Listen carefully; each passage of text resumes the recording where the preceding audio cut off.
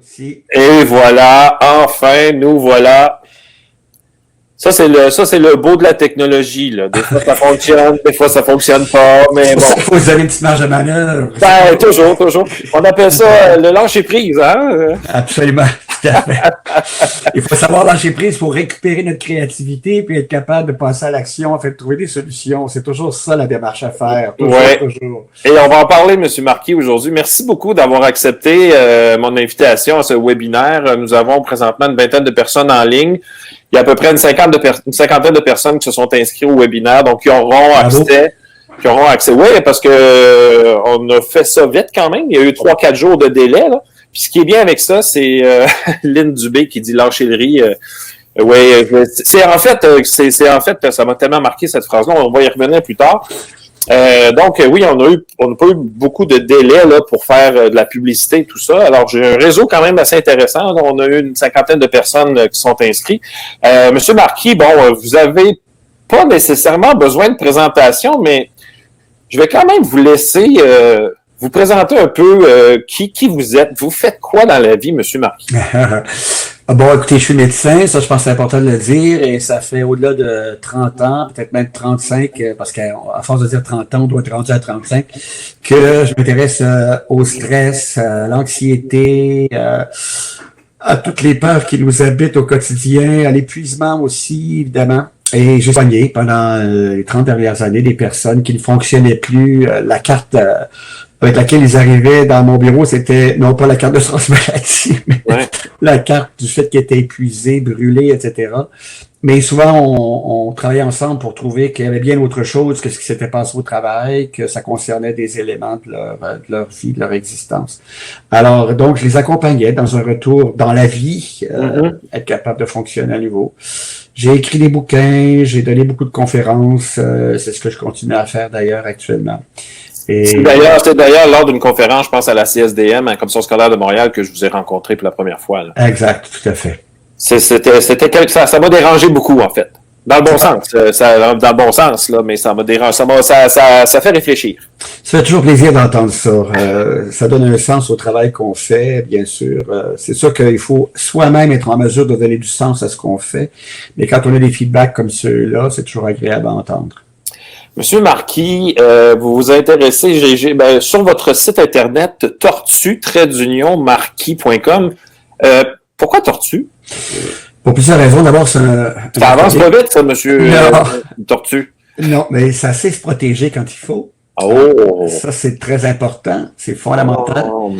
Ça vit très vieux et ça atteint toujours ses objectifs. J'ai observé la tortue à plusieurs reprises dans ma vie. Celle qui vient pondre ses œufs là, malgré tous les obstacles. Et ces petites tortues qui retournent aussi à la mer malgré tous les obstacles pour y passer leur vie. Alors, en même temps, mais tortue, c'est un acronyme. Ça veut dire tortue, organisation pour réduire les tensions et l'usure dans les entreprises. OK. Alors, voilà ce que ça voulait dire. Parfait. Donc, l'image de la tortue est exceptionnelle. La première chose, vous avez dit, elle sait se protéger quand elle en a besoin. Exact. Chose qu'on a beaucoup de difficultés à faire en tant qu'être humain.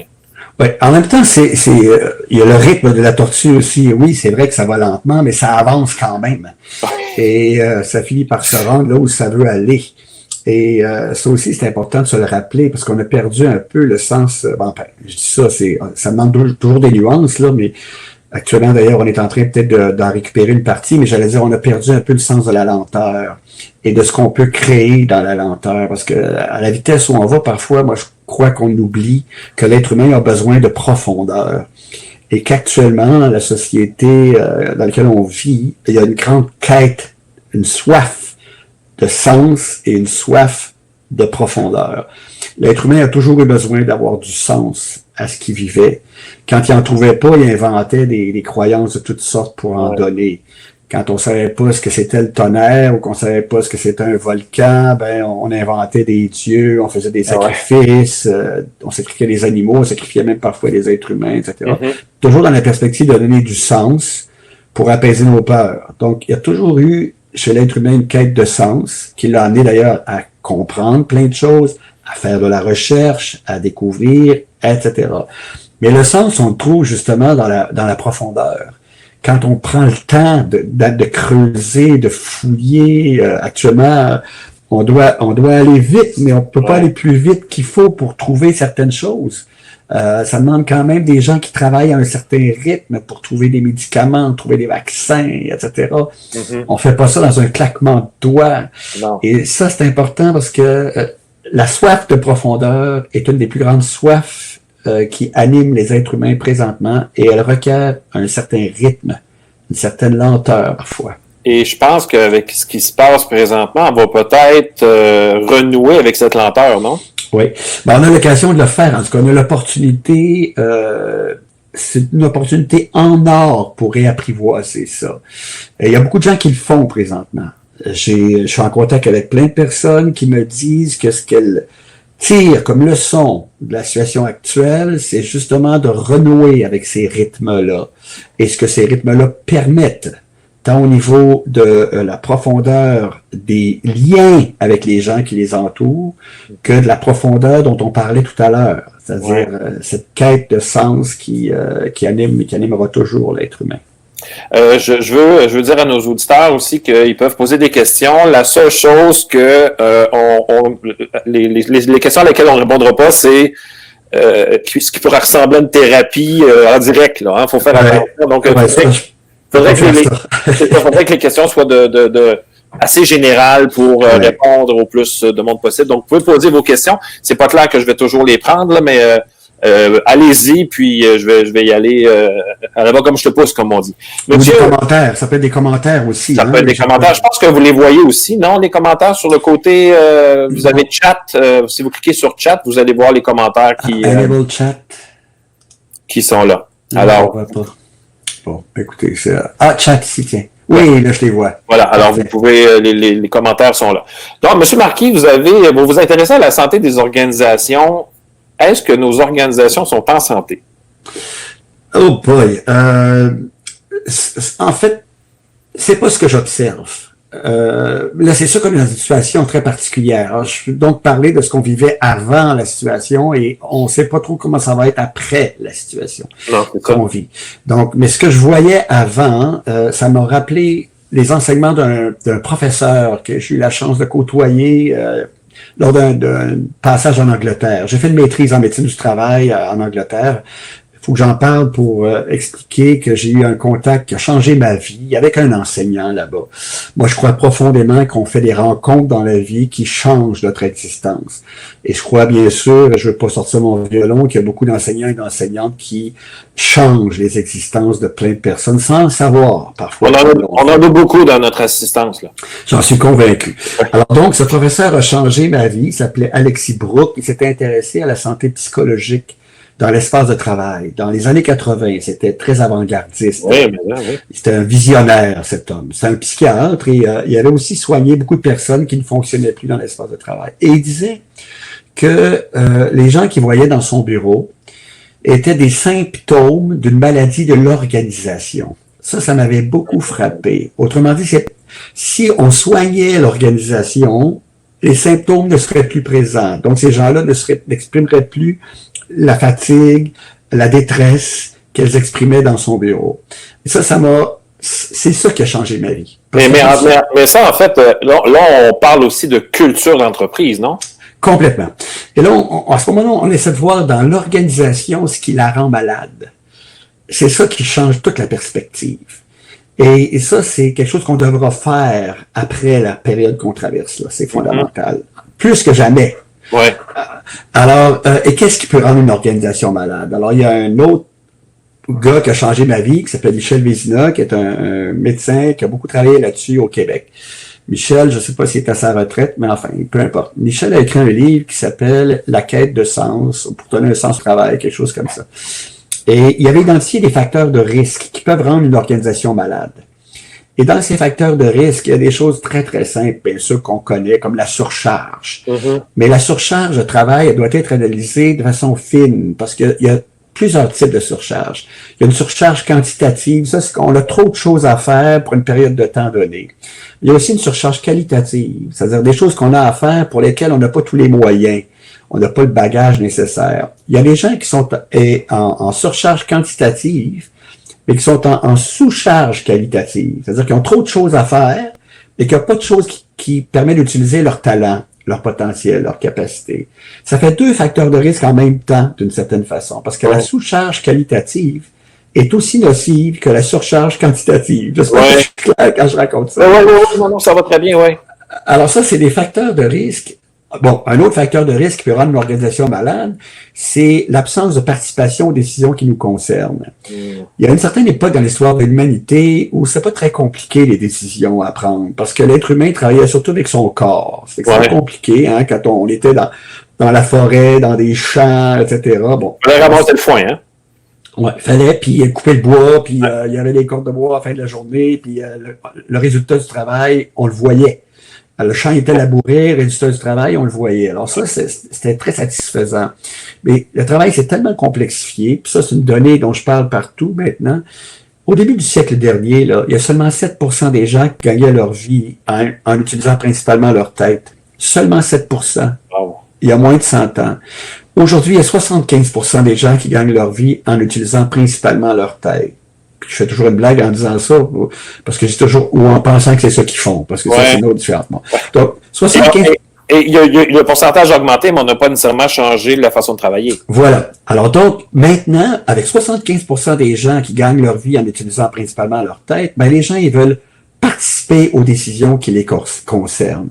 Ils veulent influencer la manière dont leur travail va être fait. Ce qui était moins nécessaire à une époque où le travail c'était tellement évident qu'on le faisait avec son corps, etc. Il n'y avait pas ce genre de questions. Mais ce genre de questions-là est devenu fondamental à notre époque. Alors, s'il n'y a pas d'espace où les gens peuvent exprimer, j'ai envie de dire, avoir l'impression d'utiliser leur intelligence et de contribuer à la façon dont leur travail est fait, il va y avoir une souffrance qui va apparaître. Parce qu'on va avoir l'impression qu'on n'est pas utilisé. Là, on va avoir l'impression d'être en sous-charge qualitative. On va avoir pas l'impression de pouvoir d'utiliser son potentiel comme on pourrait l'utiliser. Alors ça, c'est un autre facteur de risque. Il y a aussi plein de conflits comme facteur à l'intérieur des espaces de travail maintenant, aujourd'hui.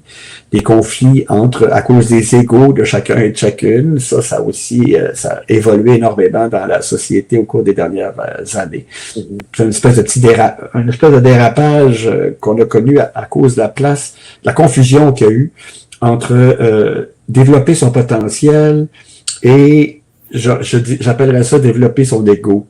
C'est pas la même affaire. On a confondu les deux bien souvent. Et l'accent devrait être mis sur développer son potentiel. Puis ça se fait dans le rapport qu'on a avec les autres. Alors, moins il y a de possibilités d'avoir des rapports fluides entre nous dans l'espace de travail, plus il y a des guerres de pouvoir à cause des égos. À ce moment-là, plus la tension augmente, puis plus l'organisation devient malade. Parce qu'on ne contribue pas collectivement à permettre à chacune et à chacun de développer son potentiel, tout simplement. Et monsieur Marquis, chacun a sa part à faire là, dans une entreprise, mais puis je veux pas mettre ça, mon but c'est pas de mettre les singes sur les épaules de tous les décideurs, mais par exemple, j'enseigne, les directions d'école ont quelque chose à voir, même s'ils n'ont pas tant de pouvoir, parce que là, on parle de syndicats, ils choisissent pas nécessairement leur personnel, et tu sais, c'est assez difficile de créer une ambiance, une équipe, quand tu choisis pas toi-même les gens avec qui tu travailles qui ont le même lien avec la culture que tu as, là. Comprenez-vous ce que je veux dire? Oui, très, très, très bien. En fait, tout le monde a une part de responsabilité dans ça. Mais encore là, ça demande des temps d'arrêt. C'est ça qui est si difficile, parce que dans la société qui devient de plus en plus complexe, dans un monde qui devient de plus en plus complexe, on s'arrête de moins en moins. C'est un énorme paradoxe. Ouais. Parce que plus ça devient complexe, plus on va avoir des temps d'arrêt pour examiner cette complexité-là. Ouais. Entre autres, les dimensions de surcharge, les dimensions de sous-charge, etc. Ça devrait être examiné, regardé, pour se demander, ça a-tu besoin d'être comme ça? Ou s'il est possible de réorganiser le travail de façon à ce que chacun puisse utiliser son potentiel, participer aux décisions qui le concernent et donner un sens à son travail.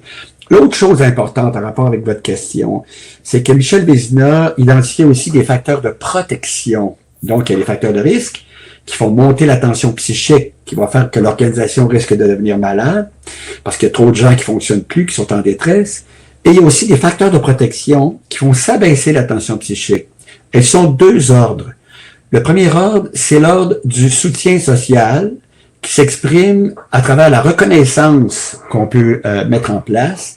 Et ça, bien sûr, les directions, peu importe que ce soit dans les écoles, dans les hôpitaux, dans les entreprises privées, ont un rôle à jouer en rapport avec la reconnaissance qui peut exprimer à l'ensemble du personnel dans une organisation. Et c'est pas super compliqué, ça. C'est pas une journée de reconnaissance par année où on remet des trophées, puis des plaques, puis des machins. On ne parle même pas de ça, d'ailleurs. Non, exact. Alors, la reconnaissance, c'est au quotidien, à travers un paquet de petits gestes, même ça peut être un regard, parfois, tout simplement, l'expression du fait qu'on a vu la qualité du travail accompli et en quoi ça contribue à la réalisation de la mission, puis à l'atteinte des objectifs, etc., etc. Et il y a aussi le soutien social qui peut, de façon autre, s'exprimer entre chaque individu. La reconnaissance, ça appartient pas à personne en particulier. C'est pas uniquement du haut vers le bas, ça.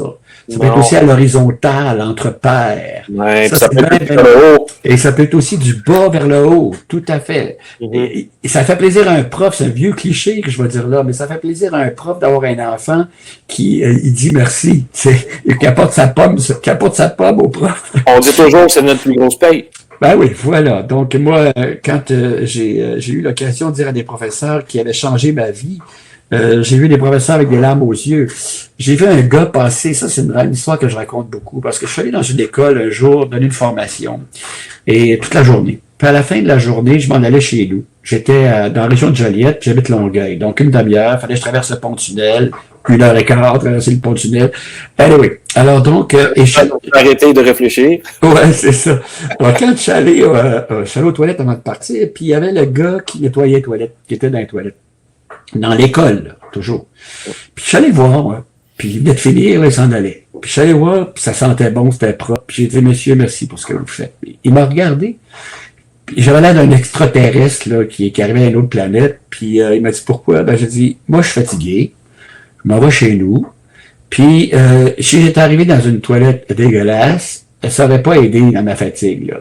Mais j'arrive dans un endroit qui est propre et insolent, puis c'est à cause de vous, ça. Ben, je vous assure, il pleurait comme un enfant.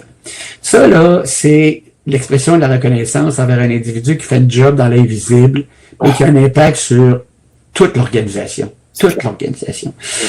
L'autre facteur de protection, c'est l'autonomie décisionnelle. Ça, c'est permettre à chaque personne d'avoir un espace de liberté, où elle peut avoir l'impression d'avoir un certain contrôle sur ce qu'elle fait, de ne pas avoir l'impression de toujours être surveillée sans arrêt par rapport à ce qu'elle est en train de faire. Parce que ça lui permet encore une fois d'avoir le sentiment qu'elle a un potentiel auquel on fait confiance et qui va pouvoir être utilisé. Alors ces deux facteurs-là doivent cohabiter. L'autonomie décisionnelle et le soutien social. C'est très difficile parce qu'il y a des places où on comprend pas. On veut apporter du soutien, mais il s'exprime sous forme de contrôle. Ça devient bien complexe. Puis il y a d'autres places où on laisse tellement d'autonomie qu'on n'apporte plus de support à personne. Alors il y a un équilibre à trouver entre les deux. Ça demande des temps d'arrêt pour y réfléchir, pour revoir nos façons de faire de temps en temps, puis pour modifier nos comportements afin que ça puisse exister au quotidien. Parce que c'est un art aussi, gérer des gens. C'est un art, absolument. Puis il y a beaucoup de personnes, malheureusement, qui ont l'impression d'avoir ça inné. Mais c'est pas quelque chose qu'on... On n'a pas personne. Ouais, puis c'est pas que... Ouais. On en a des beaux exemples, en fait. Alors, mais c'est pas quelque chose qu'on prend dans une boîte de céréales, ça. Non. Ça demande plusieurs qualités qui doivent être rassemblées.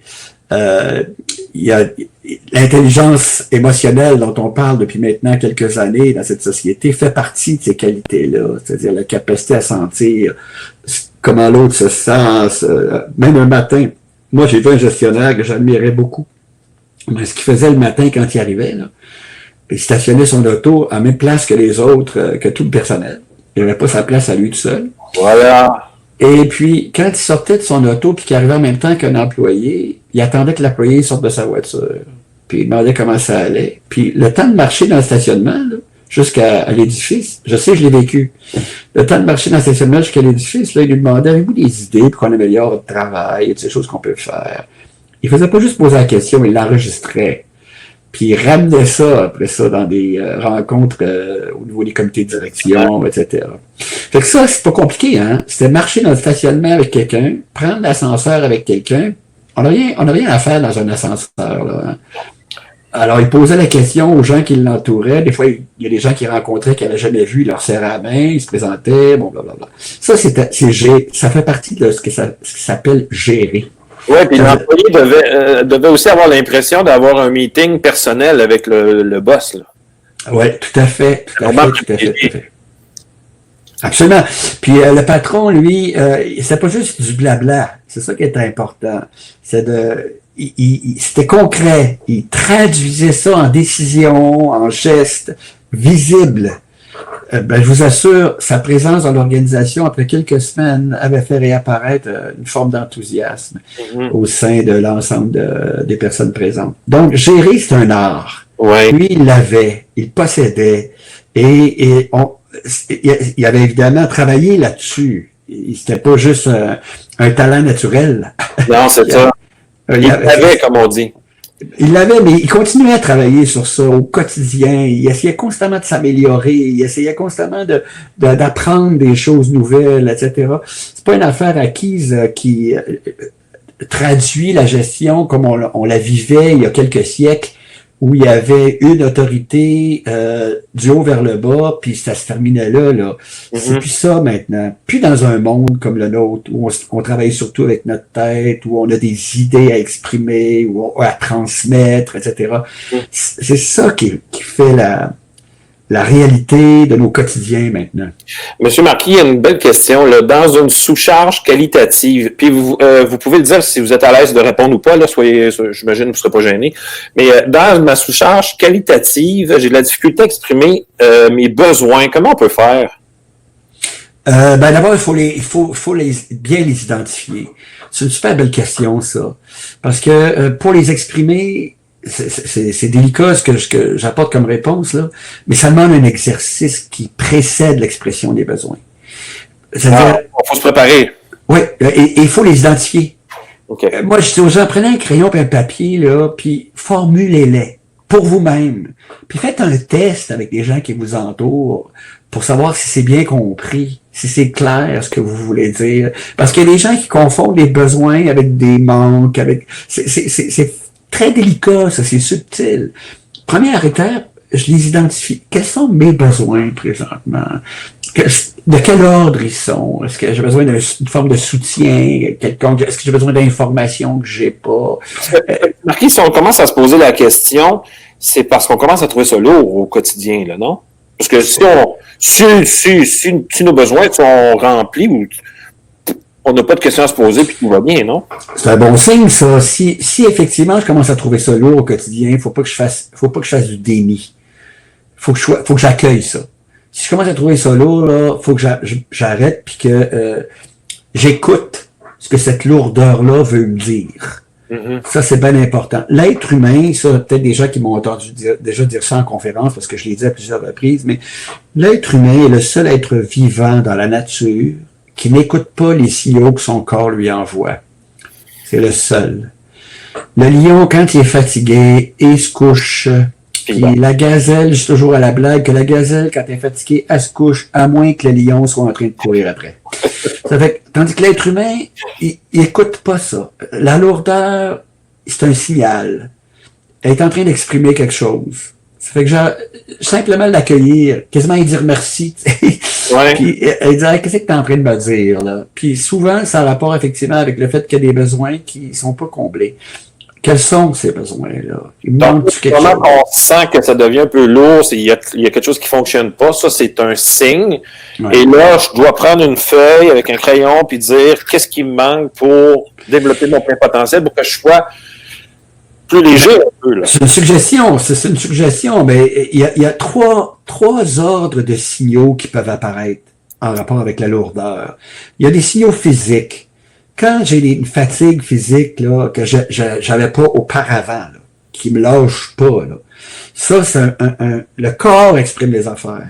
Parfois, cette fatigue physique peut même se traduire en symptômes là, de problèmes de santé qui commencent à apparaître. Les rhumes à répétition, on ne parlera pas de ce qu'on vit, bien sûr, là, mais les rhumes à répétition, c'est mon 4e, mon 5e cet hiver. Qu'est-ce qui se passe? T'sais? Les maux de dos qui apparaissent, un paquet d'affaires comme ça qui peuvent être de l'ordre du corps. Puis un deuxième endroit où il y a des signaux qui peuvent apparaître, c'est au niveau évidemment de l'intellect. C'est-à-dire, hey, je commence à avoir de la misère à me concentrer, j'ai de la misère avec ma mémoire, donc mon attention, je me rends compte que mon attention n'est pas toujours là. Ça aussi, c'est important d'écouter ça. Puis la troisième sphère où il y a des signaux qui peuvent apparaître, c'est dans les relations. Toute la question appelons ça l'émotivo-comportemental, relationnel. Là. C'est-à-dire que quand les gens commencent à nous dire, là, écoute, on te reconnaît plus, là. Tu pètes les plombs, puis tu pétais pas les plombs même avant. Qu'est-ce qui se passe avec toi?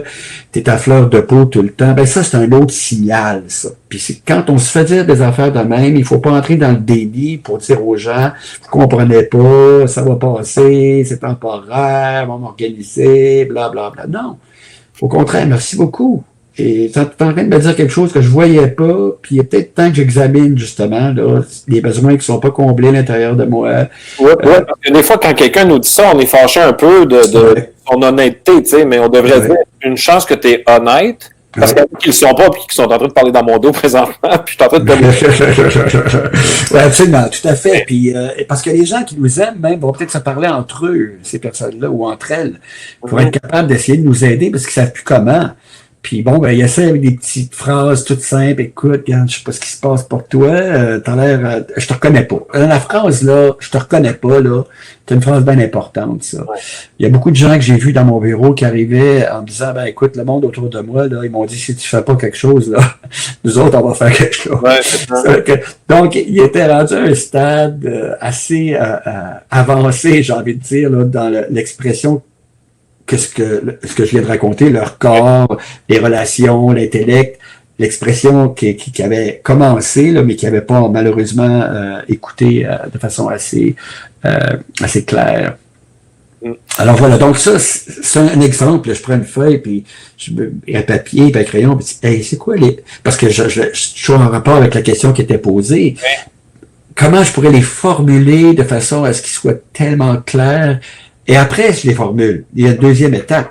Après les avoir formulés, écrits, là, je les exprime. Là, je prends un risque. Je prends le risque qu'ils ne soient pas entendus. Hein? On pourra pas dire qu'on l'a pas fait après. Non, parce que je suis passé à l'action, mais j'ai pas uniquement gardé ça dans ma tête, là, toute l'image que vous avez entendue du petit hamster, là, qui tourne dans ma tête, bon, on comprend pas, etc., etc. Puis bon. Non, ça, je suis passé à l'action. Mon hamster, il m'avait permis d'identifier des besoins. Puis là, ben, je les ai identifiés puis je les ai nommés. En prenant ce risque-là, et ça, je l'ai vu à plusieurs reprises dans mon bureau, il y a des gens qui l'ont fait et qui ont été entendus. Parce qu'il y a des personnes qui ont dit, ben voyons donc, t'es pas sérieux, j'avais pas vu ça. Bon, ça, c'est une réponse que je peux obtenir. Mais je ne l'obtiendrai pas si je passe pas à l'action. Non. Le pire qu'on peut avoir comme réponse, c'est pas de réponse, en fait. C'est pas de réponse. Et là, j'ai une autre décision à prendre, là. Ouais, c'est ça, là. Il faut que je revoie. Si j'ai pas de réponse, ma stratégie n'a pas fonctionné. Bon, alors, il faut que j'envisage d'autres stratégies possibles. Celle-là n'a pas marché, c'est pas parce que celle-là n'a pas marché qu'il n'y en a pas d'autres que je peux utiliser. Je peux revoir la façon d'exprimer mes besoins. Je peux demander de l'aide. Je peux demander du soutien. Je peux voir avec d'autres personnes comment ça pourrait être fait. Je peux même aller très, très loin dans la remise en question de ma... Là, je vais loin. Je vais oui. La remise en question de la place que j'occupe au sein de cette organisation-là.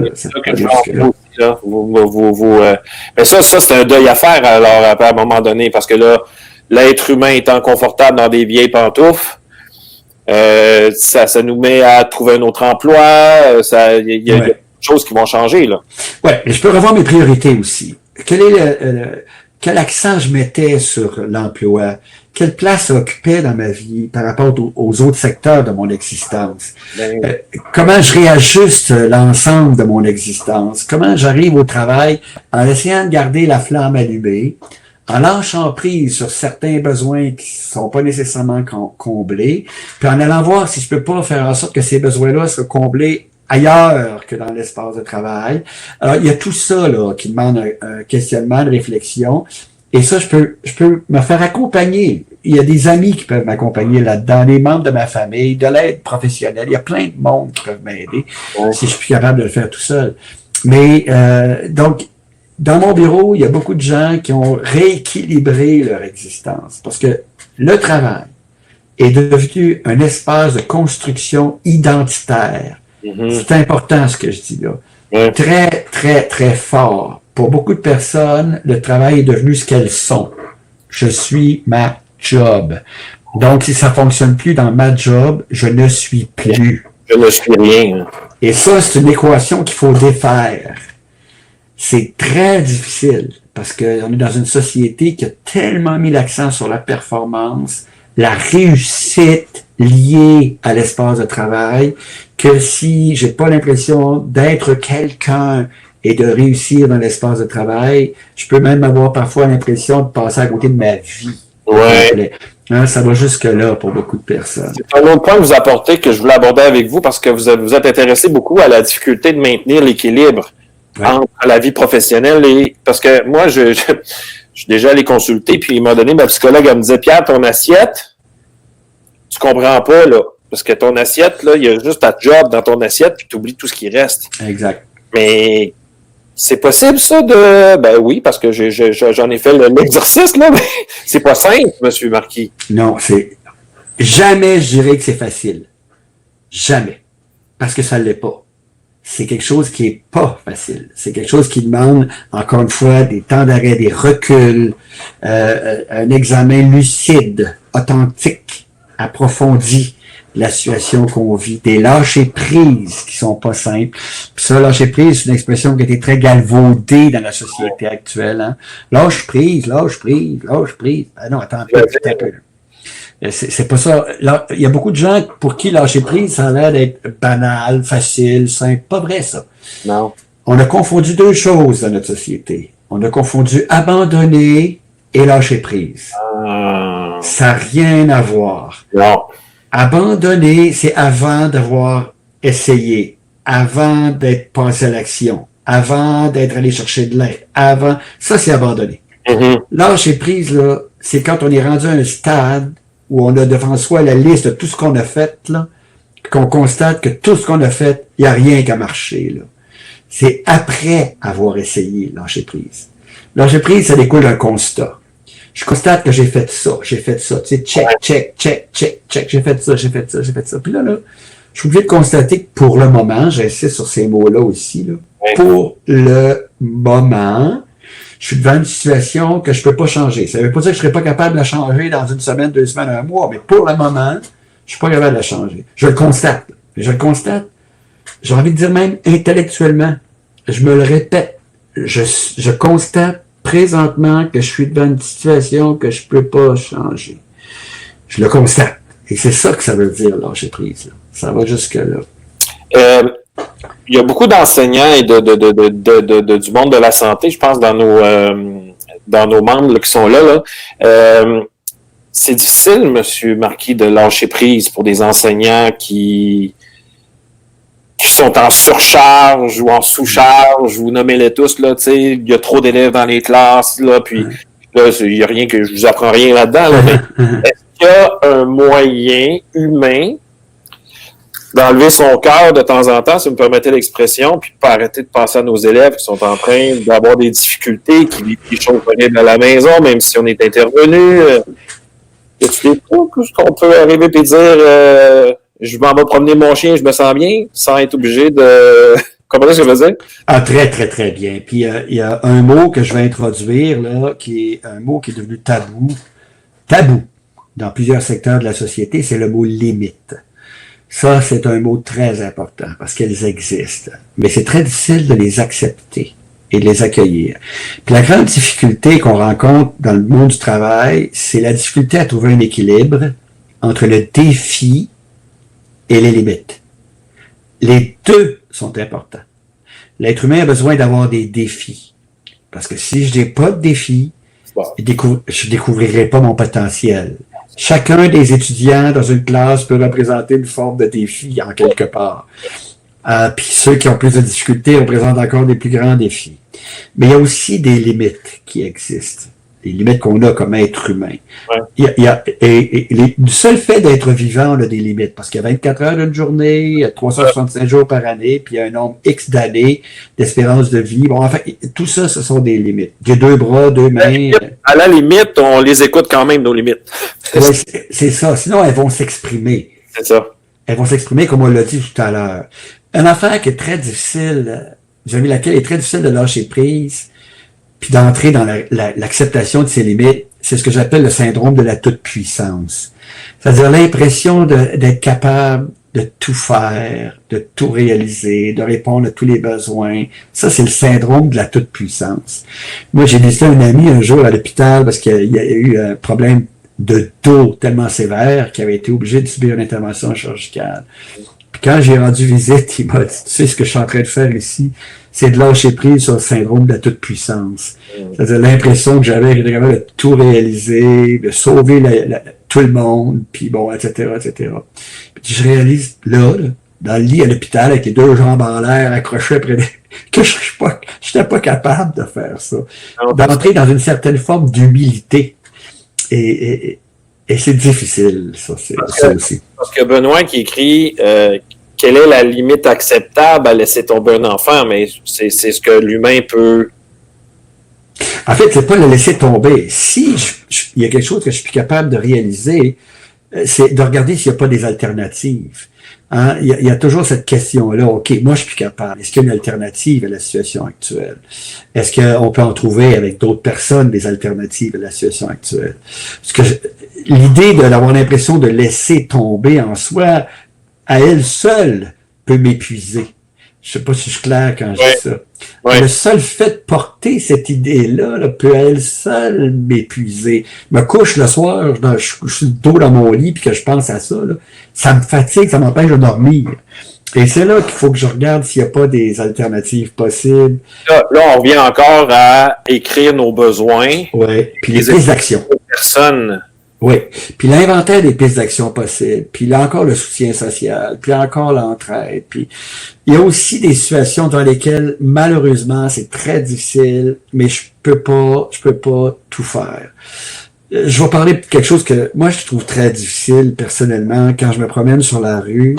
Bon, je veux pas non plus faire de cette situation-là une analogie trop je veux pas comparer cette situation-là avec la situation des enfants dans les écoles, là, parce que ça serait malheureux. Mais je veux juste parler de ce que je vis. Parfois, quand je marche sur la rue à Montréal, puis que je passe d'un mendiant à l'autre, d'un itinérant à l'autre, je trouve ça difficile.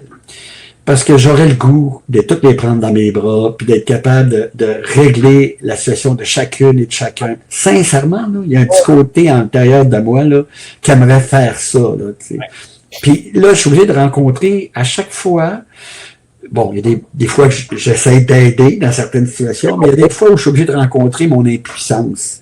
Je suis obligé de la rencontrer puis de l'accepter, que je suis pas capable de pouvoir aider chacune de ces personnes-là, mais de pas non plus fuir ça.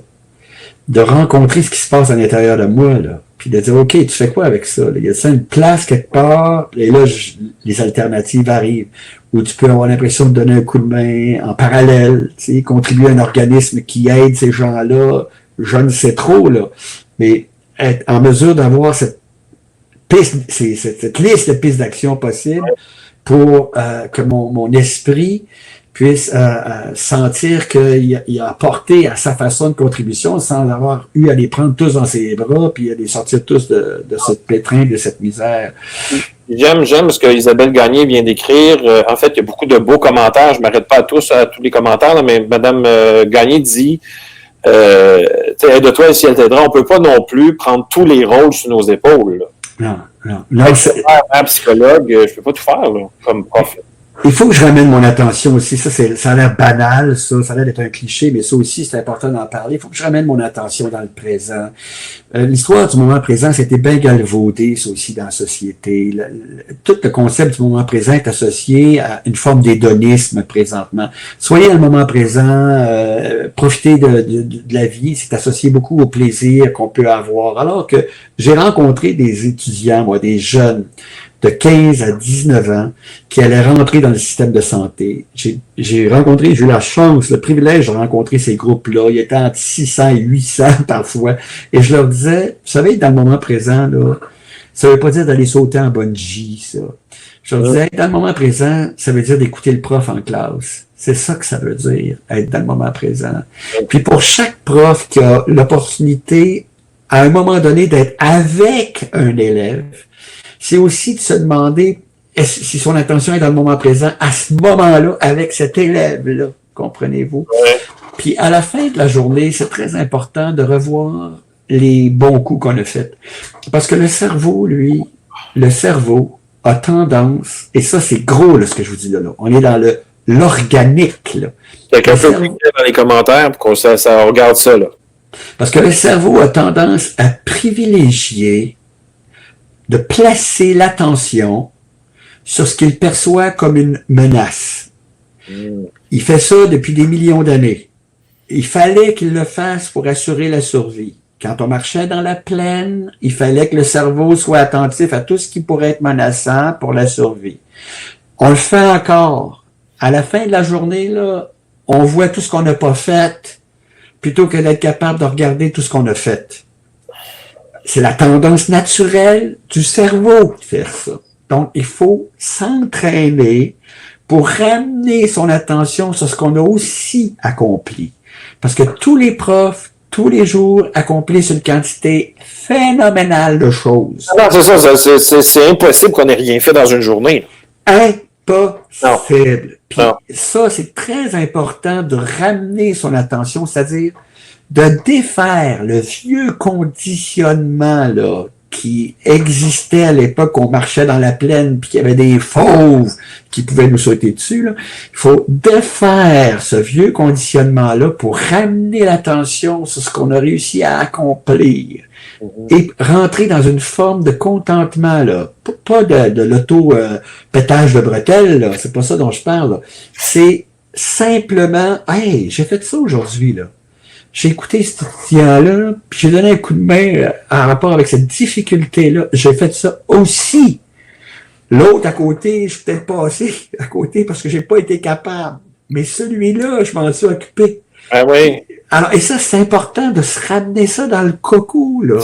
En tant que prof aussi, quand on prend soin, là, quand on prend du temps avec un enfant, on en laisse entre 20 et 30 autres à deux côtés, la façon de parler. Là. Ouais, et puis le cerveau, comme vous dites, moi, à la fin de la journée, là, je regarde mes 5, 6, 7 autres élèves, 8 autres élèves avec qui j'aurais peut-être dû aussi passer du temps, mais j'en ai pas eu de temps. Là, c'est sûr que la coche la colonne des contres s'allonge, là. Oui, puis mon cerveau, s'il passe son temps à mettre l'attention sur tout ça que j'ai pas vu, il va nécessairement éprouver à ce moment-là une grande fatigue psychique, va éprouver une insatisfaction, va remettre même en question le sens du travail, va remettre en question son identité, va remettre en question, et ça finit plus, là. Au lieu d'aller, c'est pas de mettre des lunettes roses, c'est mettre des lunettes transparentes. Parce que chaque jour, chacune de ces personnes-là, dans l'authenticité, là, on est dans l'authenticité, a accompli des choses bénéfiques. Et c'est simplement de les regarder aussi, de défaire, je répète là, de défaire le vieux conditionnement de millions d'années, la vieille tendance à aller placer l'attention uniquement sur ce qui fonctionne pas, la menace à son image, aux représentations qu'on a de soi-même, parce qu'à notre époque, ça aussi, c'est important. Ouais. Le cerveau fait pas la différence, à notre époque, entre la perception d'une menace à la survie et la perception d'une menace à notre ego, c'est-à-dire aux images qu'on a de soi-même, aux représentations qu'on a de soi-même. Il déclenche dans les deux cas la même réaction de stress. qui éventuellement peut, si elle n'est pas contrôlée, conduire à une certaine forme de détresse psychologique. Alors, c'est ça qu'on fait, c'est que, OK, la perception d'une menace à la représentation qu'on a de soi-même, le meilleur prof, la meilleure prof, l'idéal dont je parlais tantôt, le syndrome de toute puissance qui peut s'incarner dans une représentation qu'on a de soi-même, dès que ça, c'est perçu comme menacé, parce qu'on s'est pas occupé du petit gagnon, de la petite tremblée ou je sais pas quoi, dès que c'est perçu comme menacé, on entre dans une réaction très primitive de stress. Mm-hmm. Parce que le cerveau, il sort, donc on se couche le soir, on est tendu, etc., etc. Donc c'est pour ça qu'il faut aussi regarder, honnêtement, pas des lunettes roses, là, juste honnêtement, ce qu'on a accompli. Parce que c'est une réalité, c'est entrer dans la vérité, ça aussi. Parce que si, nous autres, on fait partie évidemment de beaucoup de groupes Facebook de profs, et écoutez, là, tout ce qui se publie, si on n'est pas capable de voir ce qu'on a fait de bien dans une classe, dans une journée, des fois on se dit, mais moi j'en fais jamais assez parce que là on vient à se comparer. Ouais. Il y en a qui, dans les 3 premiers jours, je ne sais pas ce qu'ils font, là, mais ils décorent leur classe. Je suis pas mal sûr que la classe est mieux décorée que leur maison. Et moi je trouve que ça fait peur aux nouveaux arrivants, aux nouveaux profs qui arrivent, qui voient leurs 3 premières journées pédagogiques comme jamais assez longues. Puis là, ils voient des profs qui ont quasiment peinturé tous les murs. Et puis, à un moment donné, il faut être capable de mettre nos limites aussi. De dire non, je ne prends pas ça. Ça, c'est pas facile. Ouais, mais il faut aussi voir ce qu'on est. Je veux dire, c'est pas tout le monde qui a à décorer des murs pour faire être un bon prof. Tu sais, si on associe chacun sa personnalité. Chacun... Pas que ceux qui ont décoré sont pas des bons profs, là. C'est ça qu'on dit. Non, puis c'est pas nécessairement parce qu'on a décoré qu'on est un bon prof aussi, là. Tu sais, il y a tout ça, là. Alors, chacun a sa personnalité, chacun a sa façon de faire, chacun a sa façon de transmettre. Et c'est simplement, on a la sienne, là, puis on peut très bien transmettre sans avoir tout redécoré les murs, là, ça c'est bien important. Alors, mais j'ai aussi vu des profs qui étaient proches de la retraite, ça m'a toujours fait la peine, ça, puis qu'ils étaient tellement épuisés puis désabusés, qu'ils disaient à des jeunes profs, « Hey, pauvre toi, tu sais pas dans quoi tu viens de t'embarquer. » Hey, c'était terrible, parce que le jeune prof qui avait la flamme allumée à l'intérieur, là, qui était plein d'enthousiasme, c'était comme s'il venait de se faire arroser avec un camion de pompe, par un camion de pompier. Première journée. En tout cas, alors ça, il faut faire attention à son discours aussi, parce que là, on n'est pas dans la reconnaissance, on n'est pas dans le développement du potentiel. Là. Non, puis après ça, on peut pas se plaindre qu'il manque des profs si on éteint les jeunes qui arrivent. Ben, qui sont pleins d'enthousiasme, qui ont le goût de faire ça, puis qui pourraient le faire, d'ailleurs. C'est ça qui est intéressant. Ça passe très, très vite. J'ai une question en rafale, là, puis des réponses courtes, là. Monsieur Marquis, on va être en confinement, on ne sait pas combien de temps. Qu'est-ce que vous pensez qui va changer dans le travail après ça? Écoutez, je sais pas. Honnêtement, je sais pas. Moi, j'espère qu'on va tirer des liens, parce que toujours dans des situations comme celle qu'on vit, il y a toujours le meilleur de l'être humain qui s'exprime, puis il y a parfois des côtés très sombres de l'être humain qui s'expriment aussi. Hein? Les gens qui ont vidé, malheureusement, c'est devenu une grosse joke, là, les comptoirs de papier de toilette en 2 jours, puis qui ont rempli leur cave avec ça. Alors donc, il y a le côté lumineux, puis le côté sombre. Moi, j'espère que le côté lumineux qui s'est exprimé à travers la solidarité, le soutien social, l'entraide actuellement qui se manifeste d'innombrables façons. J'espère que ce côté lumineux-là va être celui qui va prévaloir. Donc, et qu'on va développer, c'est sûr qu'on va développer aussi des nouvelles formes d'autonomie dans notre fonctionnement. Présentement, là, on est en train de développer des rapports avec ce dont on a besoin physiquement. Moi, je parle de moi, là. Ouais. Je magasine actuellement des choses sur Internet. J'aurais jamais fait ça avant. Pour des besoins très, très essentiels actuellement. Ouais. Alors donc, je deviens autonome de ce point de vue-là aussi. Mais l'autonomie sans le soutien, ça marche pas. Ça, je l'ai dit tantôt. Il faut les deux. Puis dans cette mesure-là, il y a un respect très, très important qu'on doit s'apporter les uns aux autres, là, dans le soutien qu'on peut se fournir. Et je répète aussi ce que je disais tout à l'heure, ce soutien-là, il n'est pas unidirectionnel, il va dans toutes les directions. entre pairs, du bas vers le haut, du haut vers le bas. Ça, j'espère qu'on va avoir appris ça. Qu'on est un système qui a cette interdépendance et qu'il est nécessaire d'apaiser nos égos pour que cette interdépendance-là puisse continuer à exister au maximum. On a aussi tous nos besoins, nos limites, mais il faut comprendre aussi que les autres en ont. On est des êtres de relation à la base. Je donne toujours cet exemple-là. S'il n'y avait plus d'arbres sur la planète, on n'existerait pas. Parce que les arbres fournissent notre oxygène. On respire ce que les arbres fabriquent. Alors, c'est une des raisons pour lesquelles on a besoin les uns des autres. On a besoin des arbres pour vivre. Sinon, il faudrait vivre dans des scaphandres. Ouais. Alors, on est reliés à ce point-là. On est interdépendants à ce point-là. On l'est entre êtres humains. On fabrique nos identités dans les dialogues qu'on a avec les autres. Quand j'étais enfant, il y avait un héros qui était très important parce qu'il y avait une bande dessinée qui passait tous les samedis dans le journal. J'étais à Québec, Le Soleil. C'était Tarzan. Puis Tarzan, c'était l'exemple de celui qui a été élevé par des singes. Mais quel genre d'identité il avait avant de rencontrer des êtres humains? Mais il avait une identité de singe, parce qu'il n'avait pas appris les langages humains, il n'avait pas appris à développer des relations avec des êtres humains qui lui permettaient de devenir ce qu'il était, c'est-à-dire un être humain. Alors, on devient ce que nous sommes dans les relations qu'on a avec les autres. On construit notre identité d'être humain à travers cette interconnexion. Et ça, plus que jamais, on la constate actuellement. Et cette interconnexion-là, j'espère qu'on va plus que jamais la faire vivre dans nos organisations, entre tout le monde. Les cadres qui pourront être respectés, les employés qui pourront être respectés, entre eux, etc., etc. Ce grand système où tout le monde est interconnecté.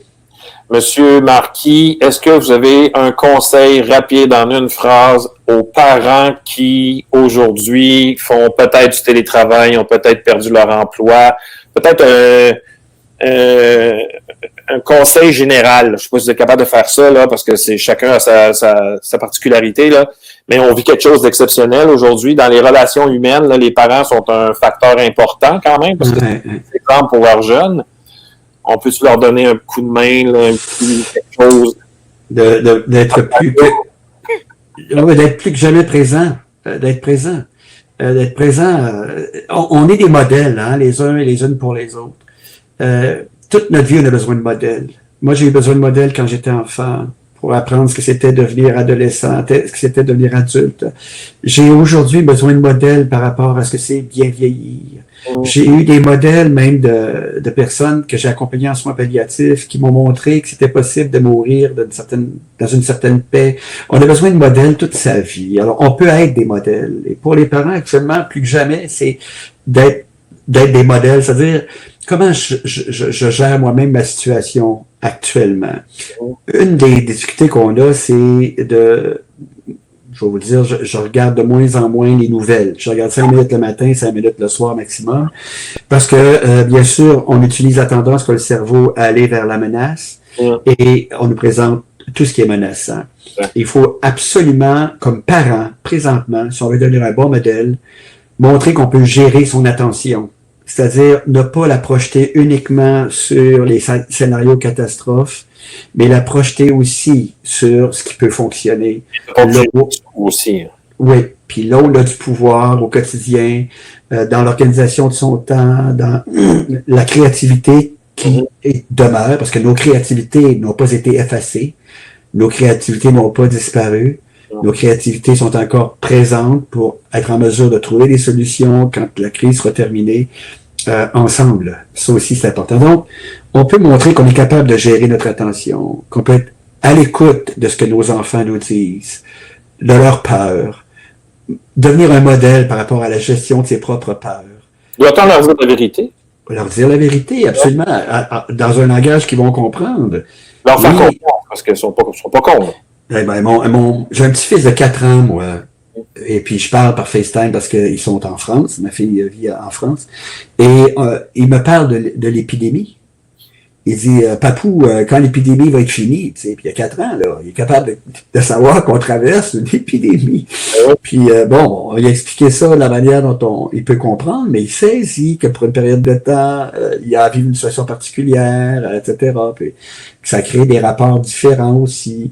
Alors, oui, de façon à ce qu'ils comprennent, puis leur montrer comment nous, on réagit, comment on fait face à nos peurs, qu'on ne les nie pas, on n'est pas dans le déni, c'est aussi une erreur d'entrer dans le déni, qu'on n'est pas dans le déni, mais qu'on s'organise, qu'on ramène notre attention dans le quotidien, qu'on apaise notre hamster, ou qu'on écoute les messages qu'il nous envoie, etc., etc. Là. C'est ça qu'elle est capable de faire comme Donc, parent. avoir en tête d'être un modèle pour nos jeunes, dans des cas comme ça, c'est déjà énorme. Oui. Est-ce que je peux apaiser mon anxiété? Est-ce que je peux entrer dans ma créativité? Est-ce que je peux inventer des façons d'être avec eux? Mon petit-fils qui est à Toulouse, j'ai creusé des trous dans le jardin pour lui dire que j'avais trouvé des coffres à trésors. J'utilise ma créativité. On est ensemble dans ce moment-là. Notre fille s'apaise parce que elle a une petite pause. Il y a tout ça là, qu'on peut faire ensemble. Là. On peut aussi réécouter le film C'est la vie. Oui, la vita est belle, là. Oui. Ça, c'est ça. Il est belle, oui, voilà. Quelle situation catastrophique dans laquelle il a utilisé sa créativité. Exact. Dernière question. On me dit que on veut avoir des suggestions de livres. Je sais que vous en avez écrit quelques-uns. Ouais, j'ai écrit. Pour suivre la réflexion, là, où est-ce qu'on peut aller fouiner, là? Il y a toujours C'était incroyable de parler d'un livre que j'ai écrit, mais c'est la réalité que voulez-vous. Il y a un livre qui s'appelle Pensouillard le hamster. Oui. Et c'est un livre sur comment apaiser justement ce petit hamster qui court constamment dans notre tête, puis peut-être même être à l'écoute des messages ou des peurs dont il est la manifestation, là, pour être en mesure de passer à l'action par rapport à ça. Alors ça c'est un livre qui peut, on m'a dit, beaucoup de personnes m'ont dit que ça leur avait été utile et que c'est très simple, c'est rigolo. Alors ça, c'est un petit bouquin qui peut peut-être aider les gens. Il y a tous les livres qui ont été écrits par un psychiatre français que j'admire beaucoup, qui s'appelle Christophe André. Mm-hmm. Alors, on a tapé Christophe André sur Internet, puis on voit apparaître un paquet de titres. Il a écrit je sais pas combien de livres, et j'aime beaucoup ses travaux à Christophe André. Il y a Sonia Lupien, qui est une grande experte du stress ici à Montréal, qui a une chaire sur le stress et qui écrit un livre qui s'appelle qui s'appelle Par amour du stress, qui est un excellent bouquin aussi, le livre de Sonia Lupien. Par amour du stress. Par amour du stress, oui. Excellent bouquin. Elle a un blog aussi sur lequel qu'on peut aller voir tous les jours, où elle écrit des chroniques. Je pense que c'est sonialupien.com, je sais pas trop. Alors aussi, ça peut être très aidant dans les périodes actuelles. Monsieur Marquis, quelle heure fantastique que nous avons passé avec vous. Je vous remercie infiniment. Vous avez été très généreux de votre temps. J'espère vous revoir bientôt. Mais ça m'a fait plaisir d'être avec vous. Puis je l'ai toujours dit, je le répète, moi j'admire beaucoup le travail que vous faites. Je ne suis pas violent en disant ça, ça vient du fond du cœur. Alors ça m'a fait plaisir d'être avec vous ce matin. Merci beaucoup, monsieur, et à la prochaine. À la prochaine. Merci, au revoir. Bye bye.